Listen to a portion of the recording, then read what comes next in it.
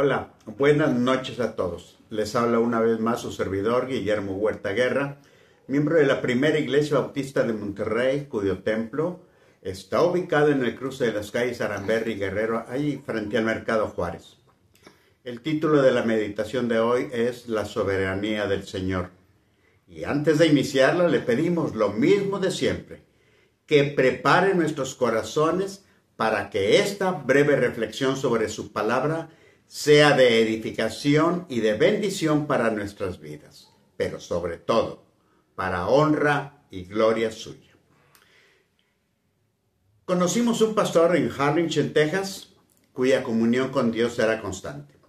En 1970 su iglesia no tenía templo. Le dijo a su esposa que iba a orar para que Dios lo proveyera de uno. Y no pasó ni el mes cuando lo llamaron de la ciudad.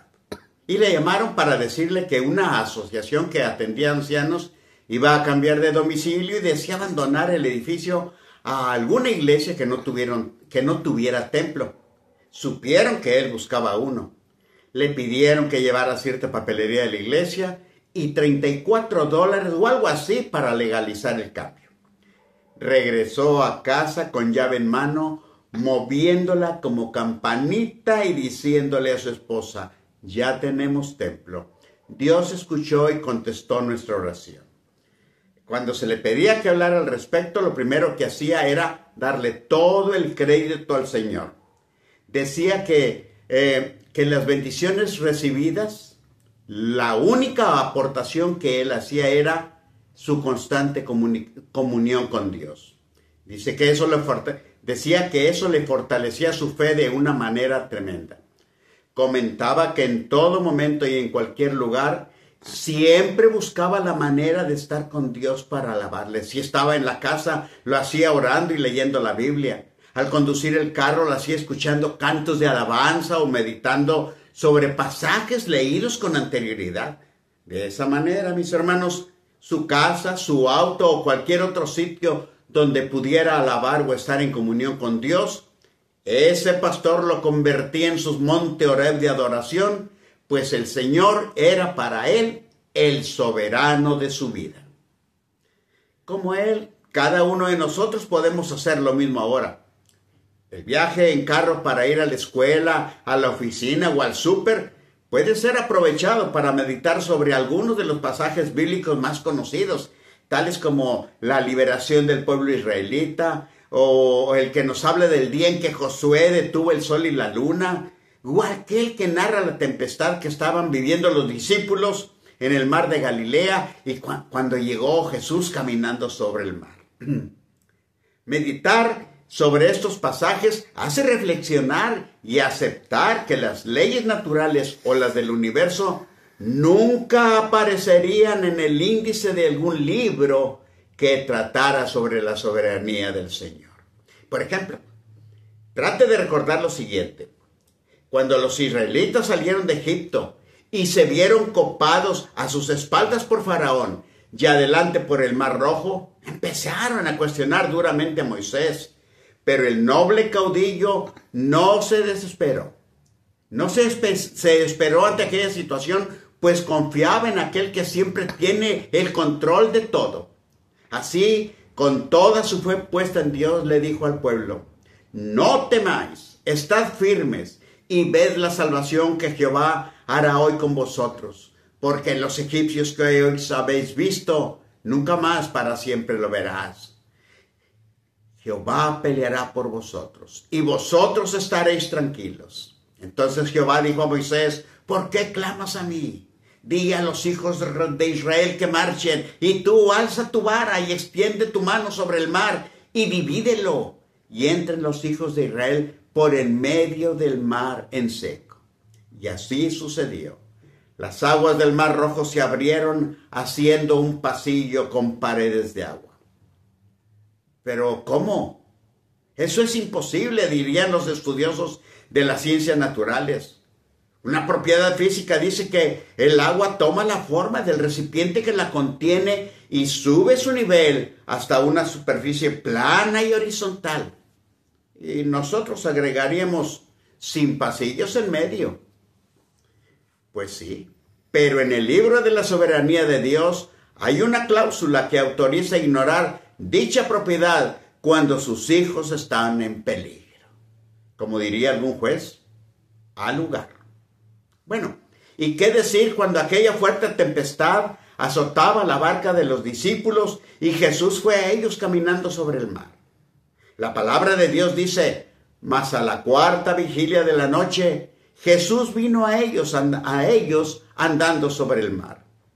Luego Pedro quiso hacer lo mismo, pero a los pocos segundos empezó a hundir. Al respecto, hay un principio de Arquímedes que dice: un cuerpo se hunde si su densidad es mayor que la del agua. Las densidades del cuerpo de Pedro y de Jesús eran mayores que las del agua. Eso era obvio y sigue siendo obvio. Sin embargo, el discípulo se empezó a hundir y el Hijo de Dios no. ¿Por qué?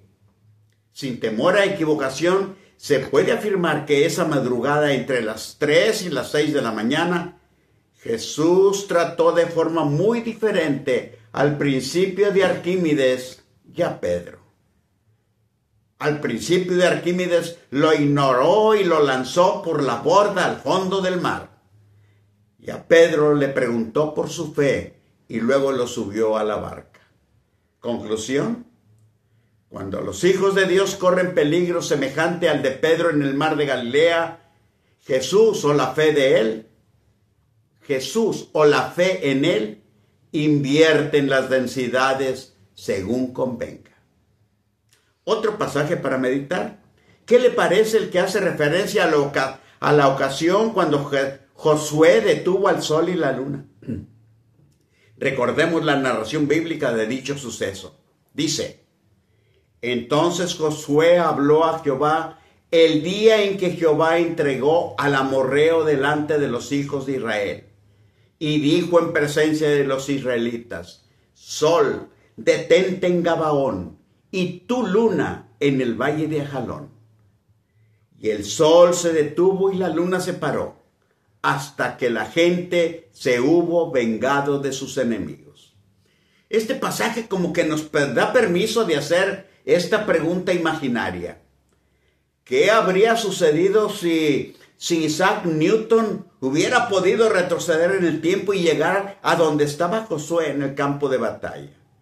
Imagine a Newton preguntando a los guerreros, ¿por qué tanto alboroto? E imagine a uno de esos guerreros decirle, ¿qué? ¿No oíste lo que nos dijo Josué?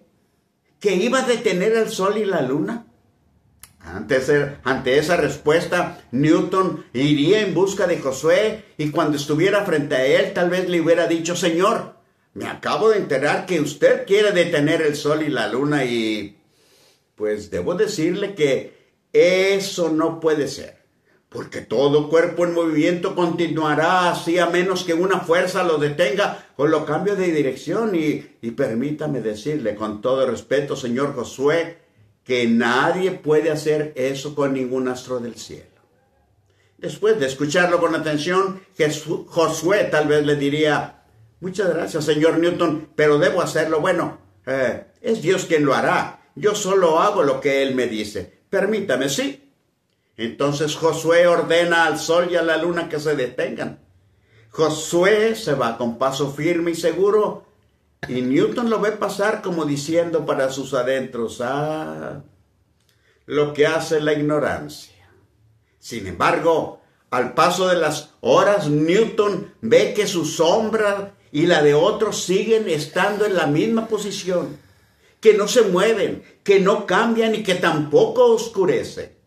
Newton acaba de comprobar que el sol y la luna sí dejaron de moverse en el espacio.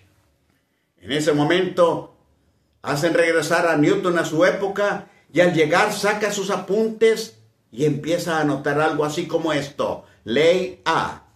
Todo cuerpo continúa en su estado de reposo de movimiento rectilíneo uniforme, a menos que sobre él actúe alguna fuerza externa que lo obligue a cambiar de dirección.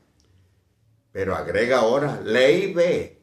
Todo cuerpo continúa en su estado de reposo de movimiento rectilíneo uniforme, a menos que intervenga la soberanía del Señor.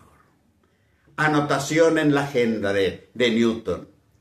Buscar a alguien que esté dispuesto a escribir una historia bajo el título Falta un día en el espacio. Hermanos, esa es la soberanía divina, la que puede alterar las leyes naturales o suspender las leyes del universo para cuidar a los hijos de Dios.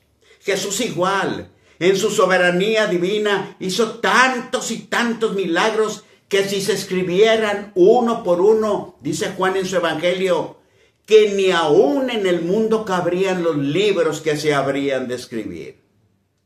Mire, en los tiempos de Jesús la gente no podía hablar de los milagros que él hacía por temor. Pero hay un versículo en donde la multitud acepta que sí hizo todos esos milagros, que fueron reales. Sucedió cuando Pedro en su primer discurso dijo a quienes lo escuchaban: varones israelitas, oíd estas palabras. Jesús Nazareno, varón aprobado por Dios entre vosotros, con las maravillas, prodigios y milagros que Dios hizo entre vosotros por medio de él, como vosotros mismos sabéis. Hermanos, en ese instante era de que alguien le hubiera dicho a Pedro: hey, eso que acabas de decir a mí no me consta, a nosotros no nos consta, a muchos no nos consta, pero no hubo ni uno solo que le contradijera a Pedro. Todos estaban de acuerdo en lo que él había dicho, e inclusive al terminar de su predicar, al terminar de Pedro de predicar, hubo 3,000 que aceptaron bautizarse. ¿Cuántas de aquellas manos que levantaron, que fueron levantadas para aceptar el bautizo, cuántas de aquellas manos habían estado antes blancas por la lepra, antes de que Jesús las limpiara? ¿Cuántos de aquellos oídos que oyeron a Pedro predicar habían sido sordos antes de que Jesús los pusiera y los volviera para escuchar? ¿Cuántos de aquellos que se habían puesto de pie antes no lo podían hacer porque eran cojos de nacimiento o estaban paralíticos hasta que Jesús llegó a ellos y les dio movilidad a sus piernas? Esa es la soberanía de Jesús, la que puede hacer milagros violando leyes naturales y leyes del universo. Esa es la soberanía de Jesús, la soberanía del Señor, que puede poner que puede quitar corazones de piedra y poner corazones de carne, para luego en su soberanía añadir cada día a su iglesia, como lo hizo con usted y conmigo, a los que han de ser salvos. Dios los bendiga hoy y siempre. Amén.